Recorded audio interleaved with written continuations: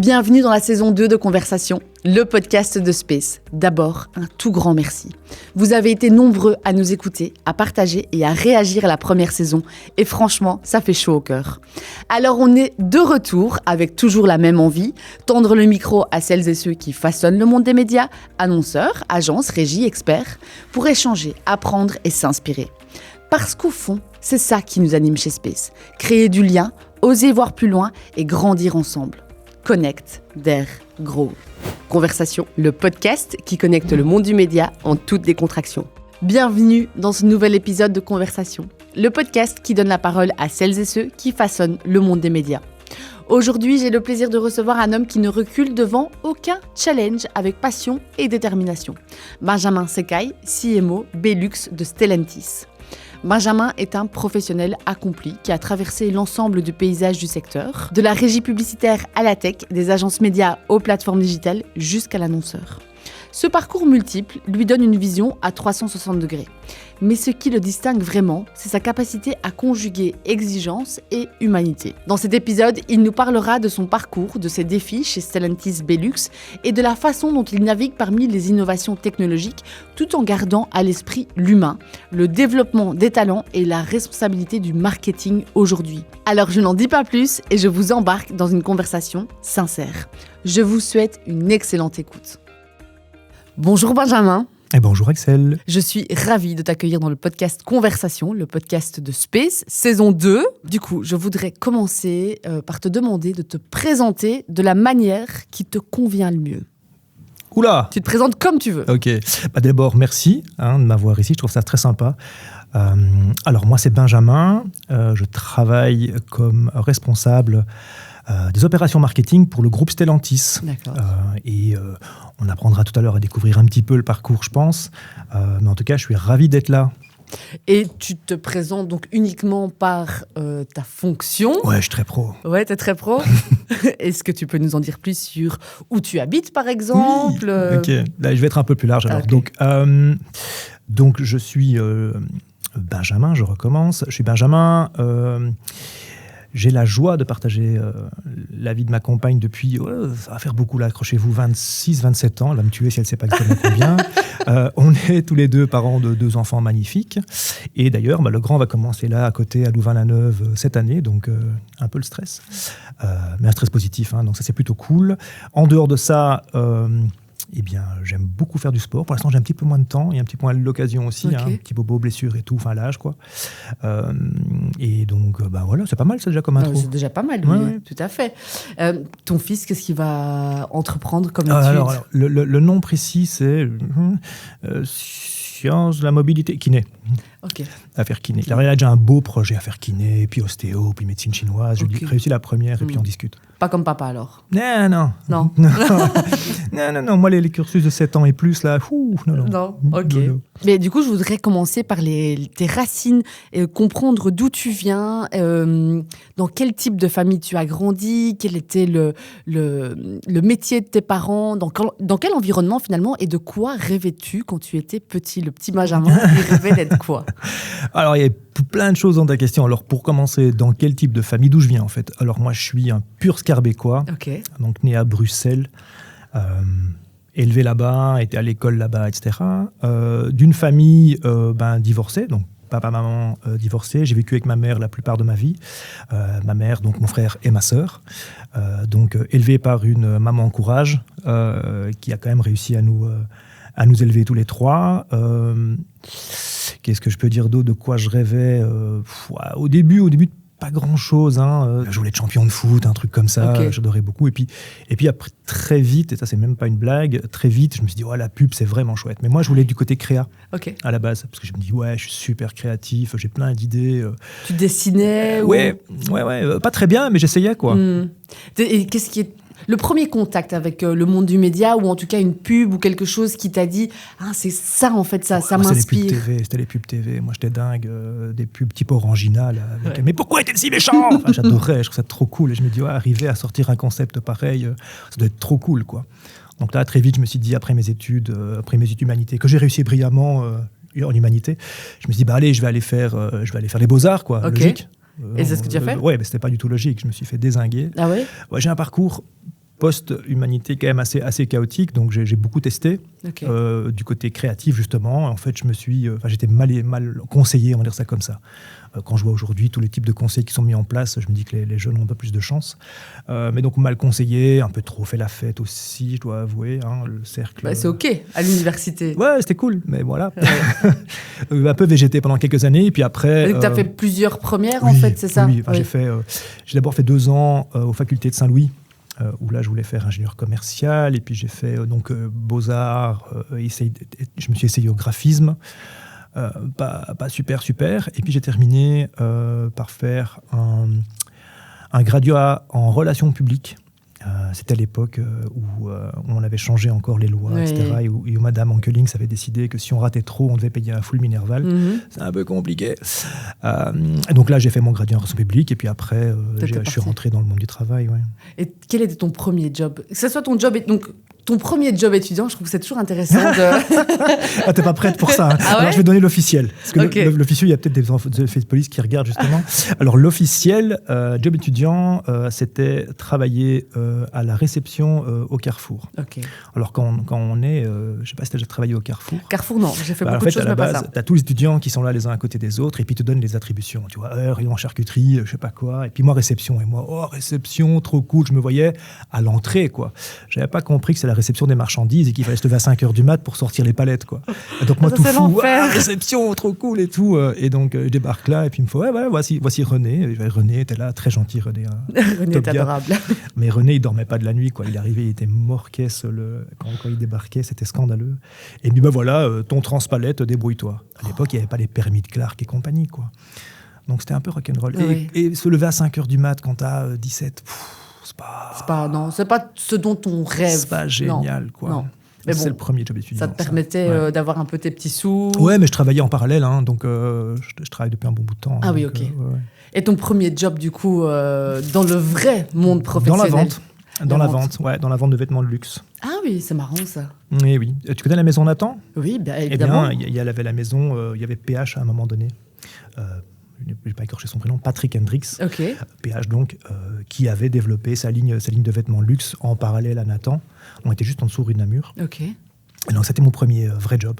Et donc ça c'était juste après tes études alors? Ouais, juste après. Et donc tu as terminé donc, ton baccalauréat en ressources humaines? Non, en relations publiques. En relations publiques, pardon. En relations publiques. Et donc tu as commencé comme vendeur dans la maison de luxe. Ouais. Et qu'est-ce qui t'a amené petit à petit? Raconte-nous, maintenant déroule-nous l'histoire, on veut tout savoir, Benjamin. Plein de choses. Donc, c'était en 99, un truc comme ça. Et en fait, c'était à l'époque encore, juste avant les années 2000, le boom de l'intérim. Et donc, moi, qu'est-ce que j'ai fait? C'est que je me suis très vite rendu compte que la vente de vêtements de luxe, c'était sympa, mais que je n'allais pas en faire une vie. Donc, j'ai commencé à postuler dans les différentes agences d'intérim. Alors, au centre de Bruxelles, ils étaient tous les uns à côté des autres, quoi. Et donc, j'ai fait comme tout le monde. J'ai pris mon petit CV, je suis allé dans les 3 agences qui étaient les unes à côté des autres. Et en fait, il y en a 2 qui m'ont dit ouais, mais tu connais pas mal les langues, tu t'en sors plus ou moins en informatique, tu présentes bien, tu voudrais pas travailler pour nous? Ça veut dire quoi, travailler pour vous? Oui, faire ce qu'on fait, rencontrer des candidats, etc. Donc, je suis passé de relations publiques à, finalement, relations humaines. Oui, c'est ça. Et en fait, j'ai pris le projet qui me plaisait le plus et je suis resté chez Adecco, pour le coup. Premier vrai job, je vais dire, en dehors d'un vrai job qui était la vente, pendant 4 ans et demi, un truc comme ça. Et c'est à ce moment-là que tu as commencé à nourrir... Est-ce que tu as toujours été quelqu'un d'ambitieux? Après 18 mois chez Adecco, oui. Ah oui. Au début, je faisais pas le malin. Le premier vrai job, il faut commencer à prendre ses marques et tout. Et puis quand je commençais à me sentir un peu à l'aise, j'ai eu très vite des retombées en fait de plusieurs zones managers qui sont venus trouver en me disant oui, mais tu devrais plutôt faire du commercial, on te voit plus là-dedans que d'en faire des tests, des analyses et des ressources humaines. Et puis alors du coup forcément, on s'est dit un commercial c'est chouette, il y aura une voiture, je serai plus autonome, je peux être peut-être responsable d'un truc. Et j'ai commencé à cheminer comme ça. Petit à petit. Ouais. Et tu t'imaginais à l'époque CMO de... Oh, pas du tout.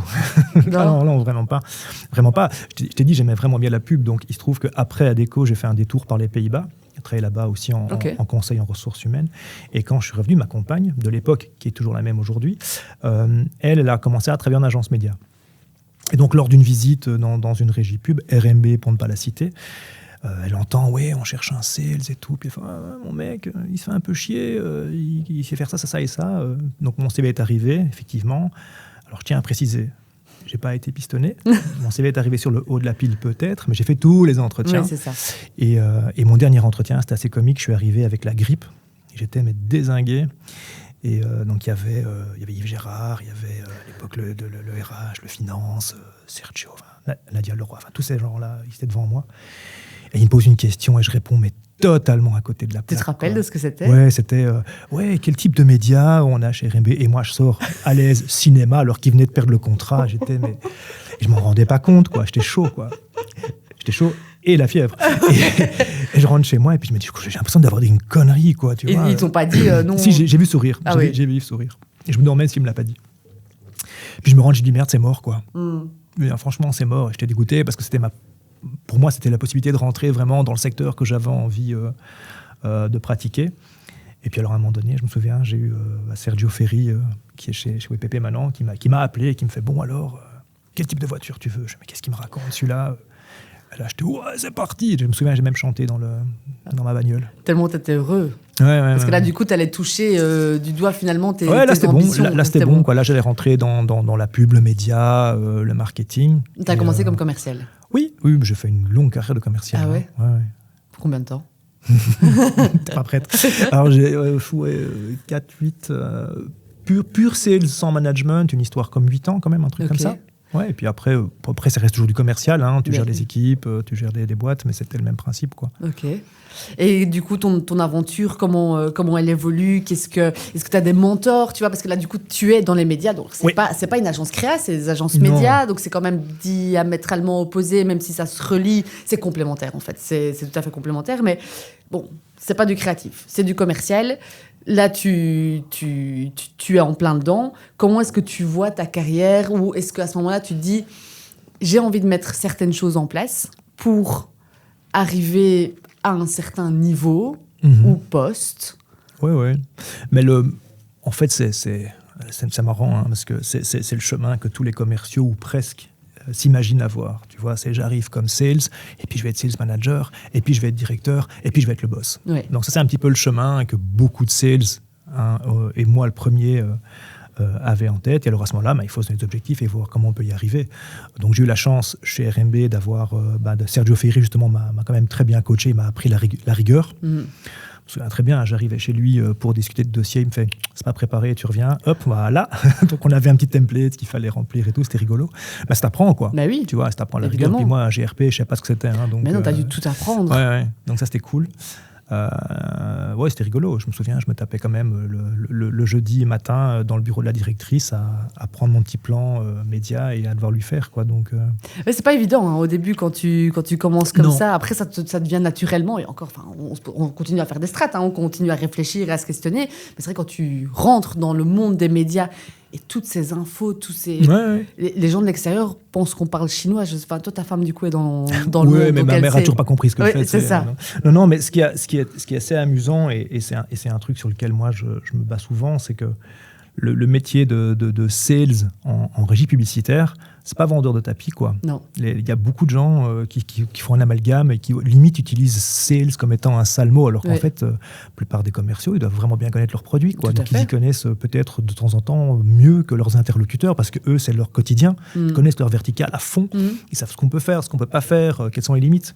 Et c'est vrai que c'est très intéressant, parce que moi, du coup, qui est pas mal bourlingué, donc j'ai fait de la télé, de l'affichage, du digital, pas mal de trucs. Ça m'a permis d'avoir les compétences qui me permettent aujourd'hui, et là, je te fais hop, un beau lien. D'avoir finalement une palette assez large et de vite comprendre les concepts, même si c'est pas les spécialités, tu vois. Et du coup, parce que je pensais que tu allais continuer à rebondir, à me dire comment tu en étais arrivé aujourd'hui. Ah, écoute, par un hasard, le hasard, il n'y a pas de hasard, on va dire ça comme ça. Donc, il y a des opportunités. Des opportunités. Donc j'ai travaillé d'abord pendant longtemps en régie publicitaire, et puis je me suis dirigé plutôt vers la partie digitale et technologique. Là, il faut avouer que quand je suis rentré chez Microsoft, ça a quand même donné un solide boost à ma carrière. C'est le genre de ligne qui marche vachement bien sur un CV. Et puis du coup, ça m'a vraiment très intéressé. Et donc je suis passé de la pub, c'est chouette, à la tech, c'est vraiment bien. La tech, c'est vraiment bien. Là, pour le côté créatif, c'est cool. Tous les 6 mois, tu as un nouveau truc, tous les 3 mois, tu as un nouveau CEO. Enfin, j'exagère, mais ça bouge vraiment beaucoup. Donc il faut vraiment être hyper agile. Et puis voilà, tout est digital aujourd'hui, donc ça passe par de la technologie. Donc c'était très très chouette. Et puis finalement, l'un dans l'autre, je me suis mis à mon compte et j'ai commencé à faire pas mal de missions. Pourquoi tu as décidé de te mettre à ton compte ? Pour 2 raisons. 1, parce que j'avais la bougeotte. Donc ça va faire sourire ceux qui regarderont ce podcast. Il y en a quand même certains qui me disent « Ouais, tiens, ça fait quand même déjà 1 an que tu es chez Stellantis. » Ouais, ok. Mais donc, je me suis dit, ouais, c'est pas une mauvaise idée finalement de regarder un peu comment je peux aller. Et puis, il y a aussi toute une partie financière aussi. Il ne faut pas se voiler la face. C'est compliqué d'être indep, mais ça a des avantages quand même en termes d'optimisation. Pour ceux qui veulent des conseils, voilà, c'est gratuit. Mais donc, ça, c'était les 2 raisons. Et puis après, ça m'a permis de faire plein de chouettes trucs, quoi. Oui, lancer des projets, pouvoir panacher. Alors, je me suis rendu compte d'un truc, c'est que je suis incapable d'avoir plusieurs clients en même temps. Ah oui. C'est trop de stress ? Non, j'arrive pas à segmenter. J'ai l'impression de tromper l'un avec l'autre. Ah oui. Donc, je suis sur un projet, puis j'ai une idée pour l'autre projet. Je me dis, non, je peux pas, je suis en train de facturer cette heure-là, c'est pas possible. Et j'arrive pas. Et j'ai beaucoup de respect pour les indépendants qui arrivent à cloisonner comme ça, mais moi, je fonctionne pas du tout comme ça, quoi. T'as plutôt une pensée en arborescence où il y a tout qui se mélange. Ouais. Et donc voilà, c'était pour moi plus facile de prendre des missions peut-être un peu plus compliquées et un peu plus sur le long terme, mais dans lesquelles je pouvais m'investir à fond. Que de prendre plusieurs clients comme ça. Et il y avait un objectif où tu te disais j'ai envie d'apprendre telle ou telle compétence et du coup je choisis en fait... Oui, très clairement. Clairement. Je ne vais pas te refaire tout le parcours parce que j'ai quand même pas mal bougé, mais une des raisons pour lesquelles j'ai bougé d'RMB à SBS, c'était très clair. RMB, c'était une régie publicitaire du service du coup public francophone. Je suis arrivé dans le privé néerlandophone. Puis après, j'avais fait Télénord, Télésud, tous les formats créatifs et compagnie, un peu digital. Je me suis dit, le digital, il faut que je le teste. J'ai fait le digital. Puis je suis parti dans la tech et puis dans l'autovome. Donc, j'ai essayé d'avoir des compétences complémentaires. Et j'avoue que dans mon parcours, il y a quand même des gens très sympas qui m'ont bien coaché. OK. Donc, un autre gars, Laurent de Ramey, il m'a vraiment beaucoup coaché. C'était un de mes boss chez RMB. C'est redevenu mon boss chez Microsoft. Et ça a été de nouveau mon boss après, un peu plus tard. Donc, tu vois, un espèce de fil conducteur. Et donc avec Laurent, effectivement, j'ai appris beaucoup de choses sur la gestion de ses émotions et sur la gestion des autres. Tu es quelqu'un de très émotionnel ? J'ai appris à plus l'être. Hein. Ah ouais. Tu penses que c'est quelque chose de négatif d'être émotionnel ?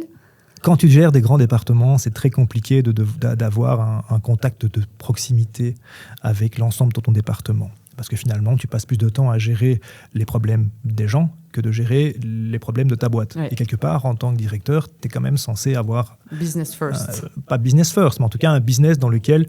Enfin, un business efficace, dans lequel tout le monde doit être content. D'accord, mais tu n'as pas le temps, ou tu ne peux pas prendre le temps de voir tout le monde.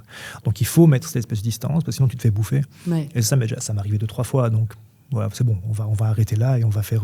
Et comment tu as fait ? Est-ce que tu sais ce que tu as dû mettre en place comme mécanisme justement pour pouvoir scinder le business et l'humain, l'émotionnel ? Parce que si c'est ce qui te compose, finalement, ça ne doit pas être évident. It's a people business. Hein. Chez nous, faut pas oublier ça. Je veux dire, c'est pas du tout froid, loin de là. Je suis quelqu'un de plutôt. Justement dans la rondeur et dans l'écoute. Mais ce que je mets en place, ce sont des rituels. C'est le truc le plus simple à mettre en place, quoi. Rituels. Et puis, souvent, quand j'arrive dans une boîte, je regarde un petit peu au niveau du management, comment est-ce qu'on peut bien réorganiser les choses. Les systèmes, j'aime beaucoup. Qu'est-ce que tu aimes dans le système ? Ça permet justement de voir plus facilement les choses. Tu aimes bien en fait un peu tout contrôler finalement ? Est-ce que tu as besoin de ça ? Alors, ça c'est un gros problème quand tu as beaucoup de choses à faire. Ça, c'est le genre de truc qui t'amène probablement en burn-out. En tout cas, là, chez Stellantis, si je devais vouloir tout contrôler, je ne pourrais pas. En gros, c'est juste impossible. Donc, ça part sur de la confiance. Et ça, c'est vraiment, du coup, choisir bien les gens qui t'entourent. Ouais. Pour te dire, OK, je ne maîtrise pas l'entièreté de ce que cette personne fait ou son département, mais fine, quoi. Ouais. On fait des points de contact, des rituels, on sait ce qui se passe. Les touchpoints, quand c'est compliqué, ça remontera de toute façon, parce que tu as cette confiance, mais confiance que tu mets en place au travers de rituels.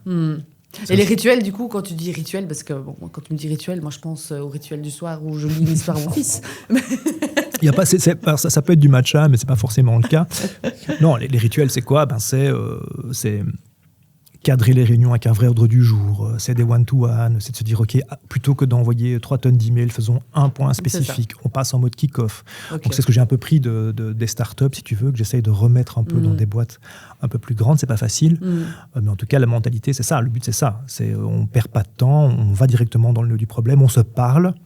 C'est chose qui est très compliqué aujourd'hui de se parler. On préfère s'envoyer un Teams, un WhatsApp qui fait 3 km, 10 emails, mais surtout pas prendre son téléphone ou aller voir la personne. Ça, c'est l'enfer. Mais en faisant ça, ça va beaucoup plus vite. Mais j'ai un peu l'impression, en discutant avec toi, et dis-moi si je me trompe, que tu es un entrepreneur dans l'âme. J'ai l'impression que tu es un vrai entrepreneur, en tout cas tu as ce mindset, mais tu es quand même passé par toutes les grosses boîtes, toutes les grosses régies. Est-ce que tu essayes de... Est-ce que tu as voulu peut-être entreprendre, et tu l'as fait en ayant...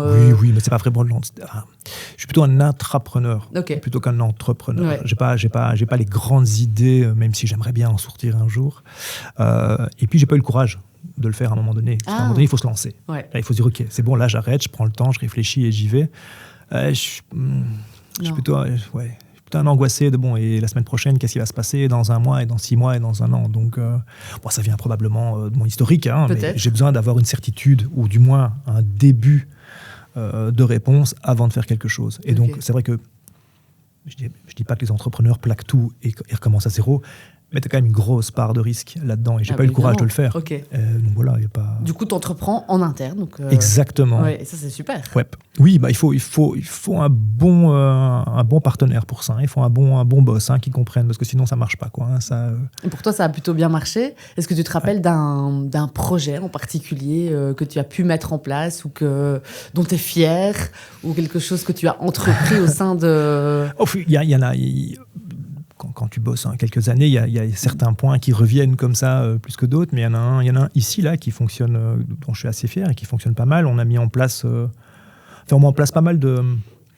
comment expliquer ? Chez Stellantis, c'est un écosystème très compliqué. Donc tu sais, on a nos 10 marques qui ont des ADN très très propres, qui veulent travailler avec la force de leur marque. Et derrière, on a des départements transversaux, dont le mien, qui sont censés regarder un petit peu, faciliter, si tu veux. On est le tuyau un peu. On facilite un peu les intégrations, mais aussi on a une vue surtout One Stellantis. Évidemment. Donc, ils ne vont pas plaire à mes collègues, mais pour moi, qu'on vende une Peugeot, une Leap ou une Citroën, l'important, c'est que les gens restent dans notre écosystème, tu vois. Et donc, ce qui est très sympa, c'est qu'on est tout doucement en train de retrouver du lien dans les relations. On met en place des sujets transversaux. Ça, c'est très, très chouette aussi, parce qu'on arrive à utiliser la force de chacun pour finalement arriver à parler d'une seule voix vers nos clients qui ont du coup des process, des envies différentes, quoi. Donc ça, c'est ça qui est compliqué, mais ça, c'est très, très chouette. Ça, c'est chouette, quoi. Il y a à faire. Comment t'es arrivé chez Stellantis ? Comment tu... Un coup de fil. Un coup de fil. Alors, ça, c'est rigolo. En fait, t'as rêvé de ça ? Est-ce que Stellantis te faisait rêver ? L'automobile. L'automobile. C'était quand même quelque chose qui te titille. C'est un secteur que j'adore. T'aimes bien les belles voitures ? Pas forcément les belles voitures, mais j'aime bien ce qui se passe depuis quelques années. C'est en perpétuelle mutation, c'est pas facile. Non. Comme je dis toujours, quand tout le monde m'a dit Stellantis, t'es dingue, je dis les gars, the only way is up, quoi. On peut faire que mieux. Il n'y a pas de mystère, c'est compliqué. Entre les normes européennes, les scandales à répétition, la compétition de plus en plus exacerbée qui arrive de l'Asie, c'est pas un secteur facile. Les nouveaux comportements, la nouvelle génération perçoit pas forcément l'achat d'un véhicule comme étant le Saint Graal comme c'était plus tôt. Ouais. Donc il y a toute une réflexion à avoir à ce sujet-là. Donc c'est José Fernández qui disait tout le temps, c'est le meilleur moment d'être dans l'automobile. Et justement, pour parler de ce brave José, c'est lui qui m'a quelque part par voie détournée amené chez Stellantis, quoi. T'en étais où juste avant Stellantis ? Je sortais d'une mission de 3 ans et demi pour une société spécialisée en géomarketing, Locala, que tu connais peut-être. Oui, je connais très bien. Oui. Voilà. Donc j'ai géré l'Europe du Nord pour Locala pendant 3 ans et demi. Et voilà, c'était fini. Et donc je faisais des missions à gauche à droite. Je suis pas vraiment très heureux. J'ai des problèmes de repositionnement de moi-même. Qu'est-ce que je vais faire, quoi. Et là, du coup, qu'est-ce que tu te posais comme question, si je peux Ouais, tu peux, bien sûr, c'est normal. C'est beaucoup de perception aussi. Parce que tu t'approchais des 50 ans ? Oui. Ça t'angoissait un petit peu? C'est pas l'âge. C'est l'âge. C'est plutôt le seuil. Désolée, j'ai dit ton âge, je pouvais. C'est pas grave. T'inquiète. Je peux le couper. Hein. C'est pas un mystère. C'est pas un mystère. Non, mais en fait, c'est amusant parce que ce qui est important, c'est de réfléchir finalement à la perception que tu donnes, parce que c'est ça que les gens auront de toi. Évidemment. Donc, quand j'entendais dire, ouais, Benjamin, c'est un bon sales, etc., j'ai dit, bon, enfin, les gars, c'est pas possible, quoi. J'ai fait d'autres choses, ouais, quoi. Oui, ok, j'ai eu des facilités à ce niveau-là, mais j'ai fait ça. Et puis je me dis, mais c'est un problème de perception. Oui. Et la perception, c'est toi qui la donne. Et donc, en discutant avec des gens, Et du coup, tu n'étais pas en accord avec la perception que les gens avaient de toi. Exact. Du coup, les gens te voyaient... Enfin, les gens, ceux qui ont bossé avec moi, ils savaient. Oui, mais le reste du monde, en fait. Ceux qui ne m'engageaient pas. Oui, ok. Parce que du coup, le sales en soi, on se dit juste que c'est quelqu'un qui parle bien, qui a des facilités commerciales. Et tu avais envie d'être valorisé par le côté intellectuel. Ouais, mais non, mais ça, j'ai pas... En dehors de mes activités, je suis aussi, depuis quelques années, membre... du BAM, okay, oui. Belgian Association of Marketing, et principalement par rapport à l'IAB. Donc mes compétences techniques ont rarement été mises en cause. C'est pas ça. Okay. C'est vraiment la capacité justement de prendre en main des stratégies un peu plus complexes. C'est ça. Tu vois, parce que oui, Benjamin, il connaît le digital, il connaît la télé, il connaît ceci, ok, super, il sait vendre, chouette. Oui, mais tu as quand même géré l'Europe du Nord oui, mais bon, chez Locala. Oui, mais... c'est Locala, c'est sympa, c'est une super boîte, mais le souci, il n'est pas tellement là, il est dans le... Et de nouveau, je dis, c'est dans la perception des gens. C'est « Ah, mais il bouge beaucoup. Tiens, si ça, alors chaque fois, il faut répéter. Ça fait 10 ans que je suis freelance, c'est une mission de quelques années, c'est une mission de quelques mois, et donc c'est un peu compliqué. Et tu te dis, est-ce que finalement, je réfléchis pas trop ?»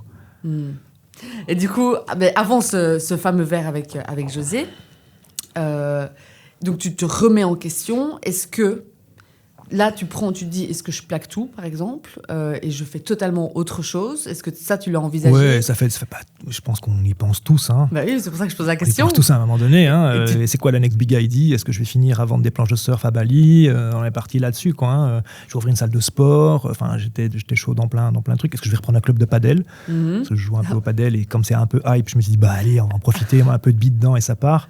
Je me dis non, on va pas faire ça, c'est pas mon truc, quoi. Non, parce que t'as besoin d'être sécurisé quand même. Ouais, j'ai ce besoin-là. Et puis 25 ans à travailler dans le même réseau, tu commences à louer des amitiés, et à avoir des habitudes aussi, et se renouveler dans des choses qu'on connaît, c'est sympa aussi. Oui, parce que tout recommencer à zéro, c'est aussi beaucoup d'énergie à devoir... En fait, c'est un fil rouge dans ma carrière. Hein. Chez RMB, j'avais jamais fait de télé. Chez Microsoft, j'avais jamais travaillé dans la tech. Chez AppNexus, j'avais jamais travaillé à l'international, enfin, etc. Quoi. Puis tes enfants grandissent aussi, donc tu te dis, bon, il faut aussi que j'assure leurs arrières, histoire de... Ouais, tout à fait, ouais. Et donc tu te dis, je reste dans le corporate, mais là tu sais que tu vas aller chez l'annonceur. C'est ça pas du tout. Ça a été plutôt quel type de job j'ai envie de faire. Okay. Qui a dirigé alors à ce moment-là la suite des événements. Et quels sont les jobs qui sortent? Justement, il y a eu le marketing, chose à laquelle je m'étais dit, est-ce que vraiment j'ai la légitimité pour le faire? Ça fait 25 ans qu'on fait des plans marketing quelque part, hein, mais ok, mais j'ai pas de diplôme en marketing, etc. Par contre, c'est vrai que j'ai fait blinder dans les boîtes que je faisais. On faisait aussi le go-to-market, on réfléchissait aux différenciations de produits, on parlait de segmentation d'audience. Donc tous les éléments du marketing, en fait, je les ai travaillés, mais jamais avec la casquette. Ouais. Et donc je me dis, ça pourrait être sympa. Et donc je me dis, je vais faire de la consultance dans des boîtes qui proposent la mise à disposition de personnel en marketing. Mais bon... Après, quand tu as un certain âge, un certain niveau, tu te dis, il faut quand même que je facture un peu quand même pour arriver jusque-là. Donc, c'est pas évident de trouver la bonne mission. Tu vois, tu as un espèce t'es pris comme ça un peu dans un étau. Et c'est en discutant justement avec des personnes, dont José, où il me dit, mais tu te positionnes pas bien, Benjamin, attends, regarde, hop. Il m'a expliqué un truc, je me suis dit, c'est pas con. Et qu'est-ce qu'il t'a expliqué comme positionnement? Il m'a dit, écoute, tu te focalises trop sur ce que les gens pensent de toi. Ah. Intéressant comme conseil. Intéressant, ouais. C'était sympa. Et, mais c'était assez vrai. C'est pas évident, ça, quand même, hein. Je pense que c'est la majorité des gens. Hein. Je pense que la majorité des gens craignent, en fait, pas craindre, mais s'interrogent en tout cas de ce que les autres pensent de soi. Et je trouve ça très chic de ta part d'oser le dire dans le podcast, parce que c'est courageux d'oser dire, en fait, j'avais un petit souci avec ce que les gens... C'est un problème d'ego, allez, on va appeler un chat un chat. Ouais. J'ai vu justement un de mes deuxièmes mentors qui m'a dit récemment, il dit, je te trouve que tu es beaucoup plus apaisé que depuis que tu as laissé ton ego de côté. Là, tu fais merde. Et comment t'as fait le switch? Je sais pas. Honnêtement, j'en sais rien. C'est la sagesse. Je sais pas si c'est la sagesse, mais c'est en tout cas je crois que c'est la succession d'événements qui m'ont amené là. Quand c'est vrai, j'ai eu le coup de téléphone des directions des ressources humaines de Stellantis pour me proposer une mission à la base, au court terme, pour venir un peu jouer les pompiers. Je me suis dit, ouais, c'est cool ça. Et puis ça s'est bien passé. Et puis je suis arrivé là-bas, je me suis bien amusé, c'était cool, les gens étaient sympas.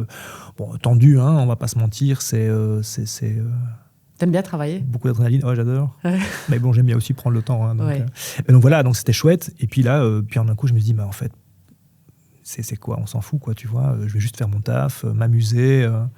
Et on va mettre un peu de côté cette partie personal branding. Tu as atteint ton objectif en étant CMO de Stellantis. Et du coup, là, tu te sens aligné? Tu te sens en phase? Oui, c'est pas le job que j'aurais pensé exercer un jour. Okay. De franchise, mais c'est un job qui me convient très bien parce que c'est pas un CMO traditionnel chez Stellantis. Donc je suis responsable des opérations marketing. Donc juste une petite parenthèse sur comment on est organisé, chaque marque a encore sa direction marketing. Ah oui. Donc eux déterminent la stratégie, ils vont de l'avant, et puis nous en fait avec les opérations marketing, on s'arrange pour que tout fonctionne comme il faut.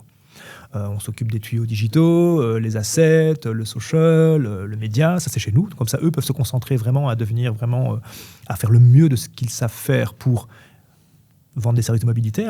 Donc voilà, donc ça ils attaquent, ils feront les strats, etc. Et nous, on fait le lien là-dessus. Et de plus en plus maintenant, on regarde comment est-ce qu'on peut faire pour aussi amener un peu de valeur ajoutée à tout ça. C'est un gros chantier parce qu'on a des gens qui sont très compétents. Ah bah oui. Donc ça c'est vraiment très très bien, quoi. On peut faire monter un peu tout le monde. Il y a de quoi faire. Il y a de quoi faire. Et là, du coup, tu es employé par Stellantis. Oui, j'ai dû dire au revoir à mes années d'errance. Et est-ce que c'était difficile de... Pas du tout. Non, parce que comme je te disais, c'est pas comme si j'avais besoin d'avoir 25 clients et de passer d'un truc à l'autre. Ici, chez Stellantis, avec comment dirais-je, le job en soi est schizophrène.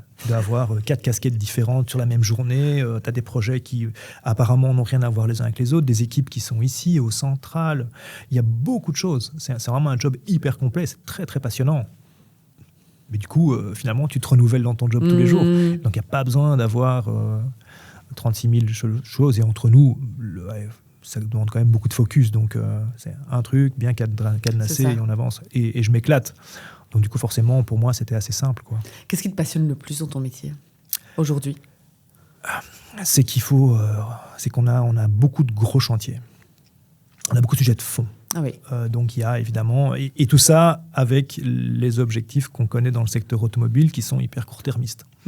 Donc c'est cette espèce de dichotomie assez rigolote comme ça. On travaille sur des projets de fond qui sont des projets transformationnels, on peut l'appeler comme ça.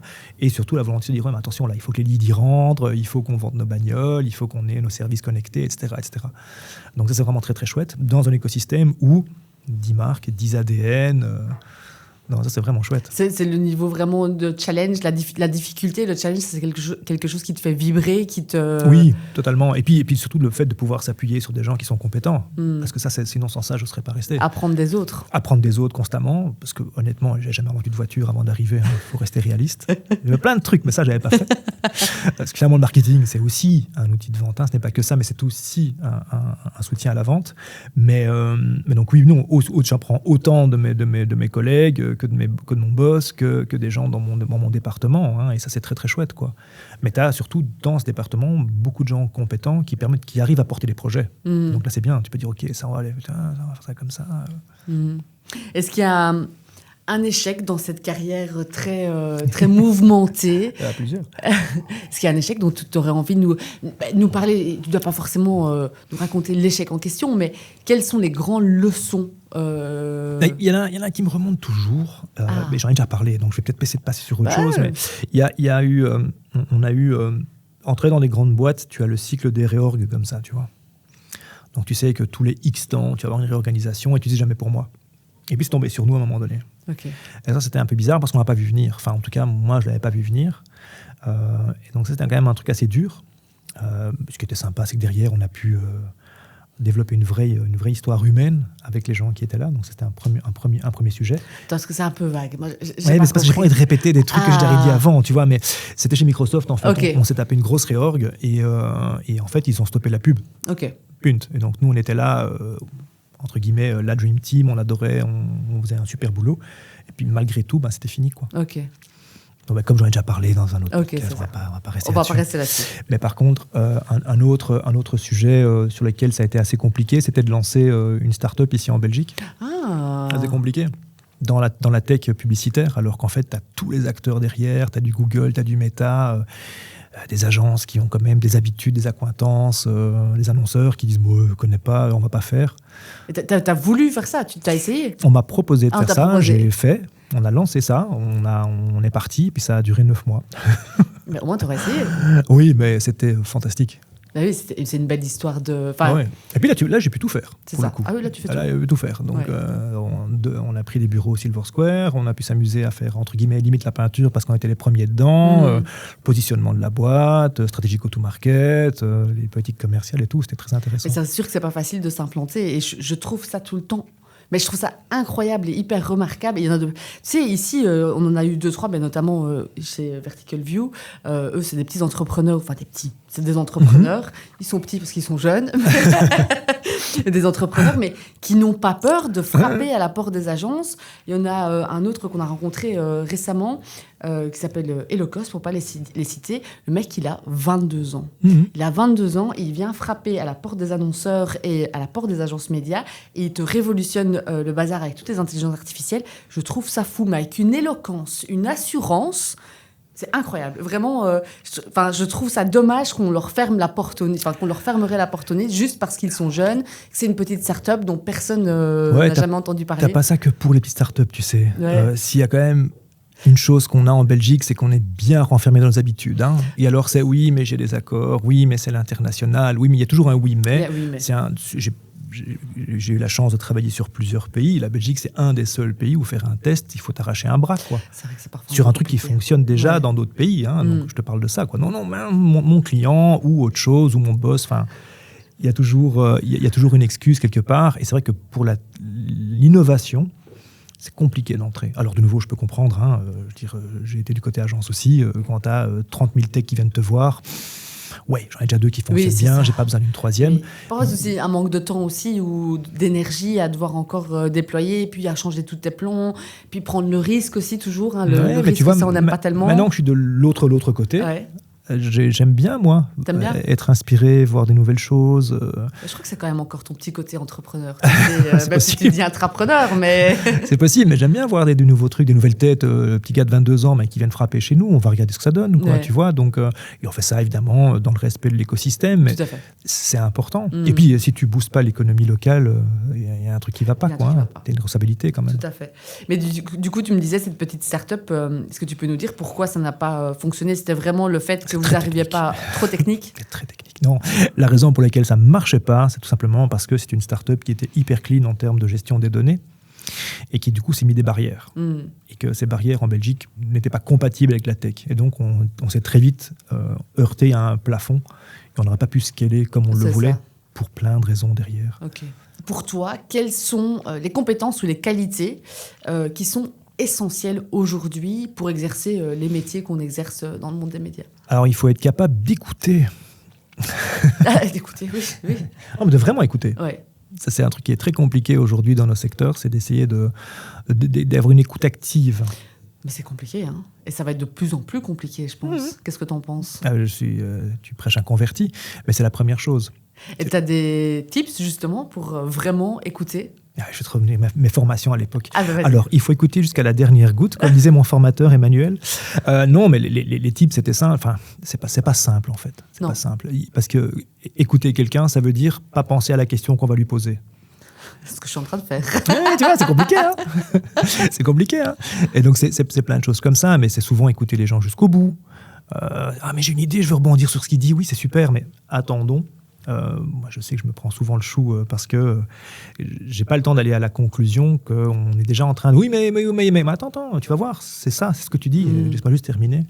Donc ça, c'est compliqué. Les soft skills, en fait, sont des choses sur lesquelles il va falloir qu'on travaille de plus en plus dans l'absolu. L'écoute, c'est bien. L'empathie, c'est quand même je ne sais pas si c'est une skill qu'on peut développer, mais en tout cas, c'est un truc sur lequel il faut s'intéresser. Tu trouves que notre métier, c'est des soft skills ou des hard skills ?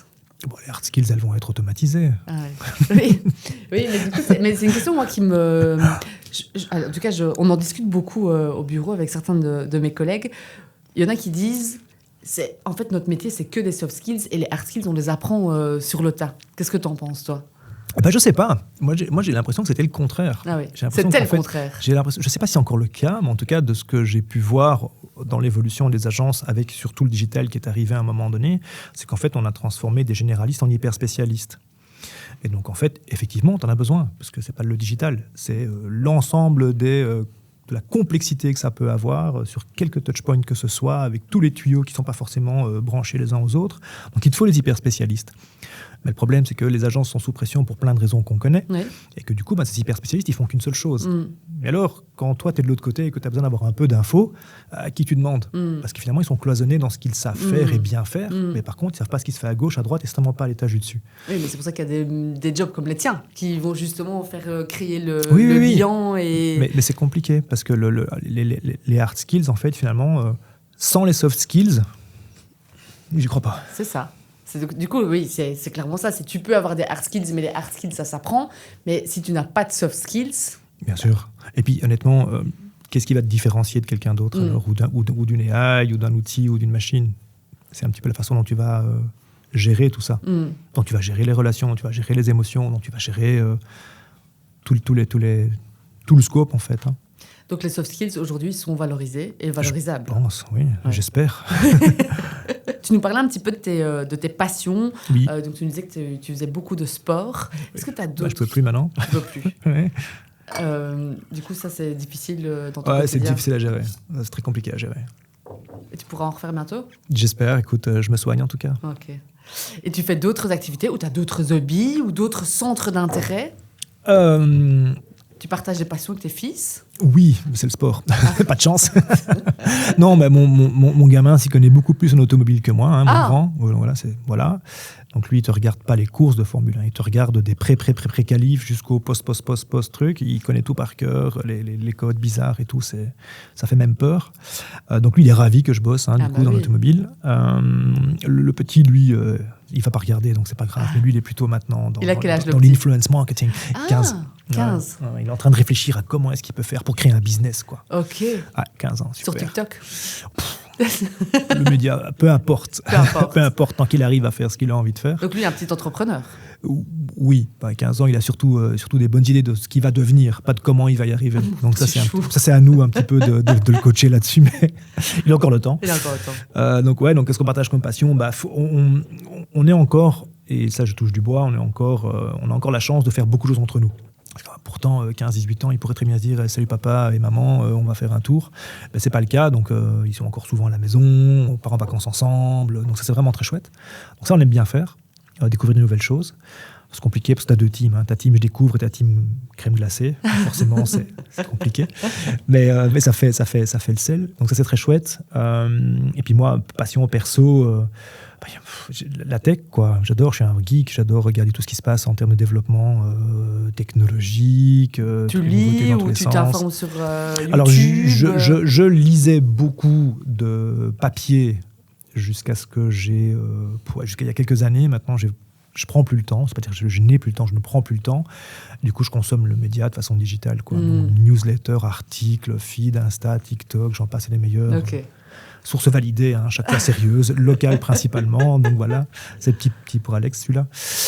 Mais donc j'essaie de me documenter comme ça, quoi. Et j'aime beaucoup ce qui est lié à la philosophie orientale et japonaise. D'ailleurs, je t'ai amené un petit truc pour ça. Vas-y, dis-moi. Regarde ça. Hop. Allez. Je ne sais pas si on va le voir bien comme il faut à la caméra, mais j'adore ces concepts japonais d'un mot ou deux qu'on ne sait pas expliquer en français. Dis-moi en plus. Tu vois, est-ce que Ikigai, ça te dit quelque chose? Ikigai, si, toi tu connais. Si. Ça me dit quelque chose, mais je ne pourrais pas t'expliquer. Mais c'est tout un concept, l'Ikigai. Ouais. Finalement, c'est assez simple. Mais tu peux nous l'expliquer. C'est qu'est-ce qui fait que tu trouves l'énergie le matin de te lever, en gros, hein? C'est quoi ton but? Pourquoi tu y vas, quoi? C'est marrant, parce que c'est une question qu'un des gars avec qui je bossais posait tout le temps en entretien. Mais qu'est-ce qui te donne l'énergie le matin? Et je trouve ça très, très intéressant comme façon de penser. Et donc là, j'ai découvert récemment un deuxième concept qui est lié par ça. Donc c'est écrit par les mêmes gars qui ont écrit le bouquin Ikigai, qui s'appelle Ichigo Ishie. Okay. Je l'ai bien prononcé en plus, celui-là. Ça, c'est super intéressant. Donc en fait, c'est un concept qui t'oblige à t'ancrer dans le moment présent. Donc c'est le principe de chaque moment, tu peux en faire un moment impactant dont tu te souviendras toute ta vie. Okay. Et donc profite un petit peu de ce qui se passe, mais crée surtout l'écosystème pour en profiter. Il faut savoir écouter, il faut que ça soit un événement, etc. Et donc, au Japon, il n'est pas rare que quand deux personnes aient vécu un truc super sympa sur une rencontre, terminent leur phrase par Ichigo Ishie. Okay. Et donc ça, j'ai lu ce bouquin, je l'ai dévoré. J'ai d'abord lu en format digital, et c'est pas très pratique parce que je voulais faire plein d'annotations. Donc je me suis racheté la version papier récemment. Et tu essaies de l'appliquer du coup dans ton... Oui. Ouais, c'est chouette. Alors, c'est des trucs à la con, hein, mais par exemple, tu vois, j'ai des copains qui ont visité le Japon. Okay. Là, je suis pas du tout jaloux. Hein. Tu pourrais y aller un jour. Oui, c'est ce qu'on espérait. Et donc, en revenant, on s'est vu. Je me dis, bon, on va faire une réunion que moi j'appelle Ichigo Ishie, c'est-à-dire téléphone, on dégage et on va vraiment poser des questions sur leur voyage plutôt que alors c'était bien. Ouais. C'était quoi le moment le plus marquant, le lieu le plus marquant, qu'est-ce que tu as détesté, et puis tu te poses des questions aux enfants, etc. Et c'est vrai que du coup, tu te rends compte que ce moment-là, tu l'apprécies beaucoup plus. Tu trouves que ce moment est un moment Ichigo Ishie? On est en train de créer tout ce qu'il faut pour, en tout cas. Ouais. Ouais. Ah. Et pour revenir au concept Ikigai, c'est comme ça, hein? Ouais. Toi, qu'est-ce qui te donne l'énergie le matin? Le challenge et les gens. Et il y a souvent du challenge dans les gens. Ça, c'est bien vrai. Ouais, c'est les deux. C'est savoir qu'il y a un truc qui va être fait aujourd'hui. Je déteste... En fait, je dors très mal quand les choses ne sont pas faites. Mm-hmm. Donc, c'est un gros problème, ça. Donc, il faut que j'y travaille.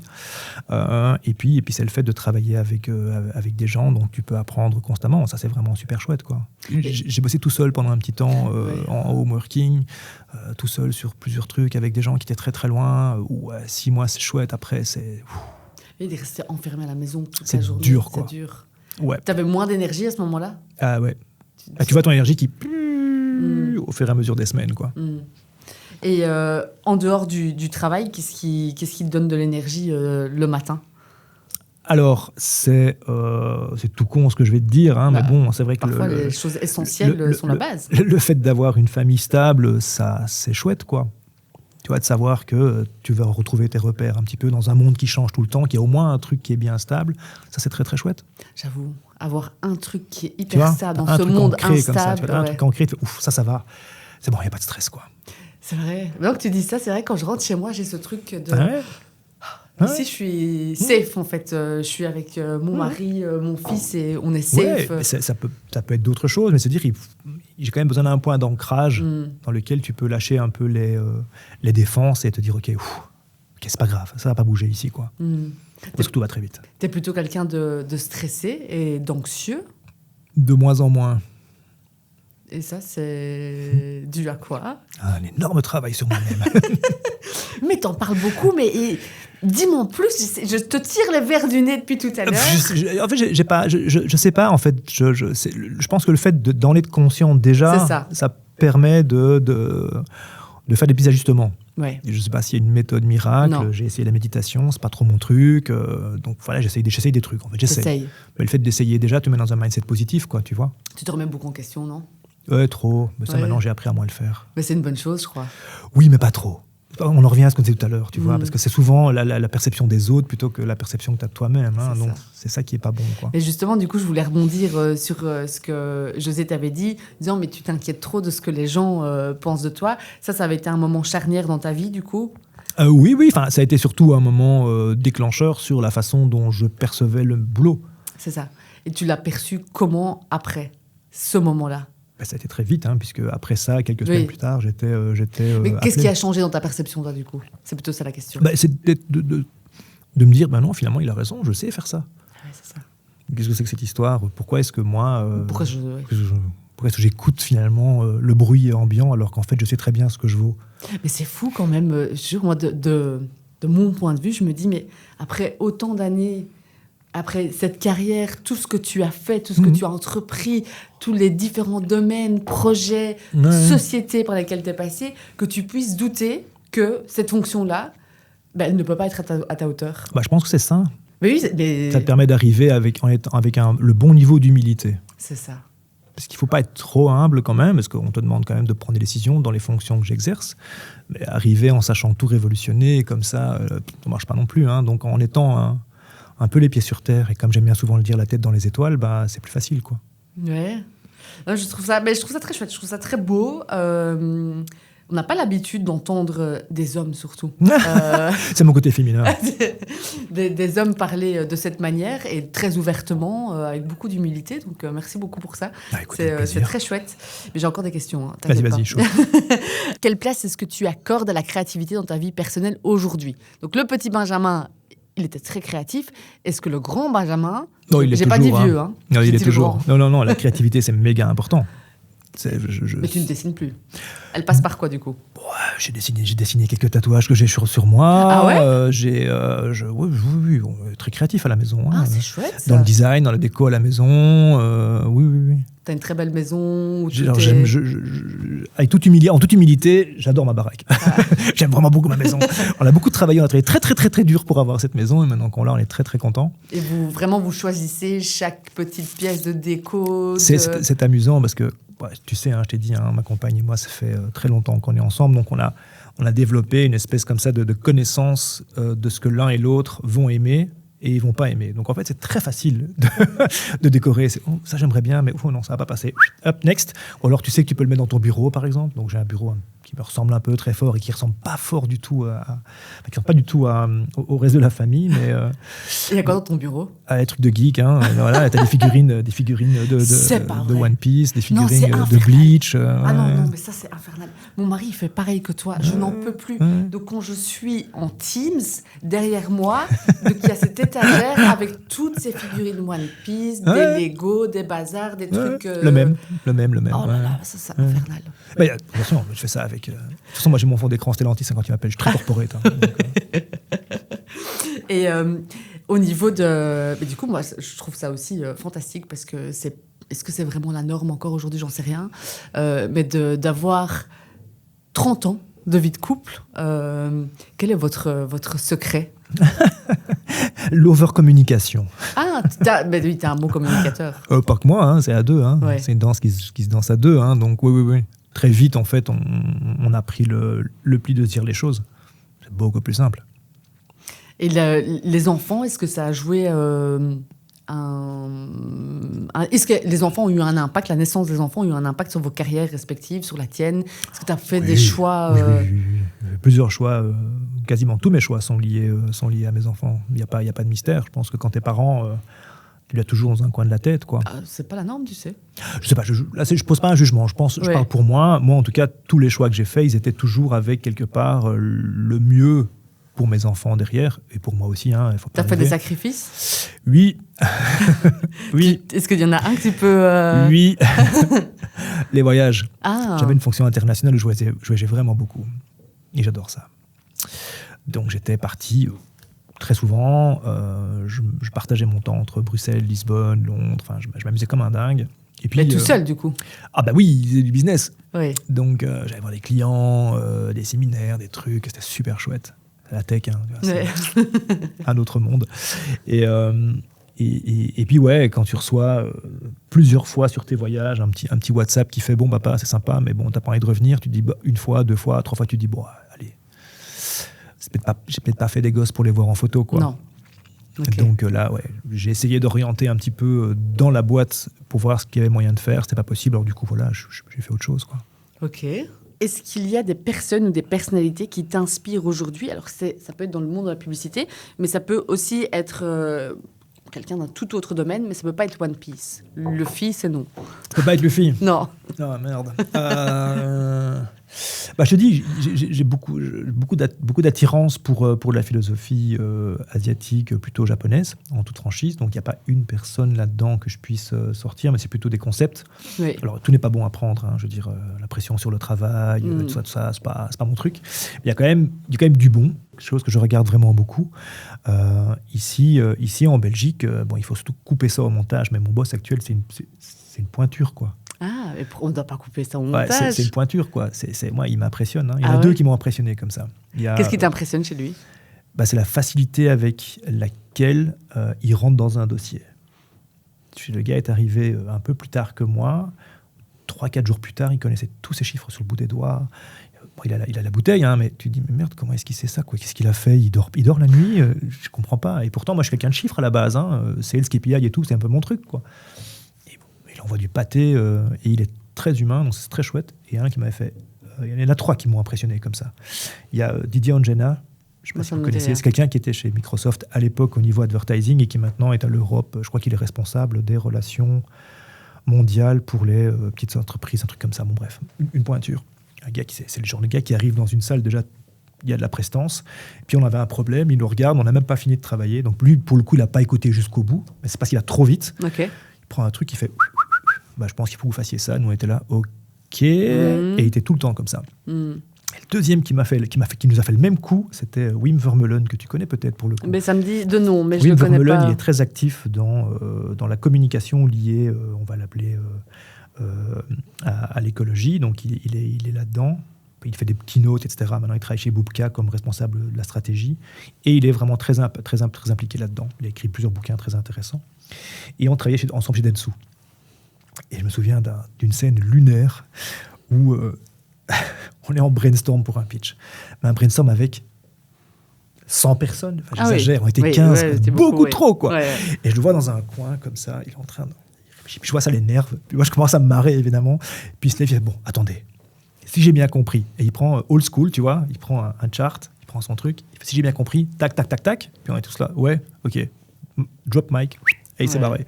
Là, tu fais, intellectuellement, c'est fort, quoi. Et moi, c'est ça que j'adore chez les gens. C'est les gens qui ont une capacité comme ça à synthétiser les choses, à voir les choses au point de vue hélicoptère hyper rapide, mais qui ne sont pas des connards. Oui. Ça, c'est très important. Ça, c'est quand même très important. Tu vois, il faut quand même rester les pieds sur terre et être sympa, quoi. Mais, pour justement former une grande force et vraiment un équilibre entre les deux. Si tu pouvais déjeuner avec n'importe qui, avec qui irais-tu déjeuner, mort ou vivant ? Ouais, moi je crois que je me taperais la causette avec Anthony Bourdain. Je sais pas si tu vois qui c'est. Non. Désolé. Là, pour le coup, je t'invite vraiment à te renseigner sur lui. Okay. Anthony Bourdain, c'est le premier gars qui a un peu lancé le côté chef star, comme ça, tu vois. Okay. Donc c'est un type qui était dans les Halles, je pense, à New York. Grand restaurant étoilé, mais le type, il a tout connu, quoi. La coke, tout le bazar, vraiment hardcore, quoi.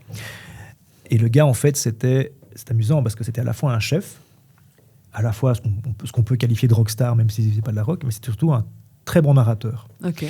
Et il a fait toute une série de bouquins sur plein de sujets, mais il a surtout fait toute une série de shows télévisés sur CNN, je pense, qui s'appelait entre autres No Reservations. Et qu'est-ce qu'il faisait ? Il prenait l'angle de la nourriture dans un environnement sociologique.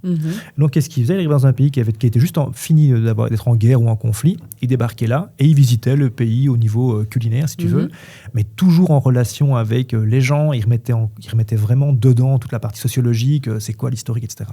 Ce type a des histoires à raconter de malade. Il est mort malheureusement, il s'est suicidé. C'est typiquement un gars avec qui j'aurais adoré avoir une conversation, quoi.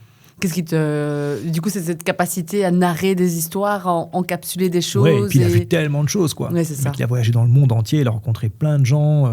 Et c'est marrant parce que je voyais hier un reel, justement, où il expliquait qu'il n'irait jamais bouffer avec Donald Trump, par exemple. Ah ouais. Déjà à l'époque. Le mec, il a pas sa langue dans sa poche, quoi. Donc ça aurait dû être très, très drôle de manger comme ça, pareil. Intéressant. Et donc, dans les dernières questions, j'ai envie de te demander quels sont les projets ou du coup les objectifs qui te tiennent à cœur pour l'avenir ? Pro, perso, les deux ? Les deux. pro, c'est simple. On a un salon de l'auto à réussir au mois de janvier. Voilà. Ça, c'est l'objectif. Ça, c'est dit. Paf, check in the box. Ça, c'est pour le côté corporate. Merci, boss. Et puis, perso, je te dis, il y a ce voyage au Japon ou en Asie, en tout cas, que j'aimerais bien faire. Entre mon fils et moi qui sommes plutôt orientés Japon, ma femme qui veut aller voir la Corée et mon fils qui dit, je m'en fous tant qu'on mange bien. Ça va aller, je crois. Okay. Ça, j'aimerais vraiment mettre en place. J'espère que ça marchera, mais bon, voilà. Je te le souhaite, en tout cas. Je me le souhaite aussi. Ouais. Avant-dernière question, qu'est-ce que tu dirais justement, pas au petit Benjamin, mais j'ai plutôt envie de dire au Benjamin dans la vingtaine qui commence chez RMB. Qu'est-ce que tu lui dirais aujourd'hui ? J'ai commencé plus tard chez RMB. Je commençais dans la trentaine. C'est pour ça que ça a été plus facile. À 30 ans, alors. Qu'est-ce que je me dirais ? Je me dirais pas grand-chose. Je dirais, vas-y, continue. Parce que finalement, les successions de victoires et d'échecs que j'ai eues m'ont amené où je suis aujourd'hui. Je suis très heureux, sans vouloir faire le malin. Je suis très heureux. J'ai une famille géniale. J'ai un job que j'adore. Voilà, ça n'a pas été facile. Oui, on n'a pas pris de raccourci, c'est vrai. Mais non, c'est la somme des expériences qui font finalement qui tu es et qui tu deviens, quoi. Ok. Est-ce que tu voudrais recommander un livre ou un podcast ? Alors le livre, tu le connais, et le podcast, c'est un podcast de Simon Sinek, je t'en parlais tout à l'heure en intro, qui s'appelle A Little Bit of Optimism. Okay. Et je pense que tout est dans le titre. Ok. On le notera et on pourra même le mettre en barre d'infos. Si j'y pense, je n'oublierai pas. Et alors, la dernière question, et ça, c'est la question signature du podcast. Aïe. Est-ce que tu es plutôt... Donc, tu sais que... Donc, on s'est repositionné chez Space en octobre dernier. Et donc, notre tagline, c'est Connect, Dare, Grow. Et toi, tu es plutôt Connect, tu es plutôt Dare ou tu es plutôt Grow ? Dare. Oui, c'est vrai que ça te représente plutôt bien. Merci beaucoup, Benjamin, pour cette conversation. C'était un vrai plaisir. Je me suis beaucoup amusé. Merci beaucoup. Merci. C'est déjà la fin de cet épisode de conversation. J'espère que cet épisode vous aura plu. Si c'est le cas, n'hésitez pas à partager l'épisode autour de vous, à vous abonner et à noter le podcast en y mettant 5 étoiles, par exemple, sur votre plateforme d'écoute préférée. C'est la meilleure façon de nous soutenir et de faire grandir le podcast. Bref, faites tout ce qui fait vibrer l'algorithme.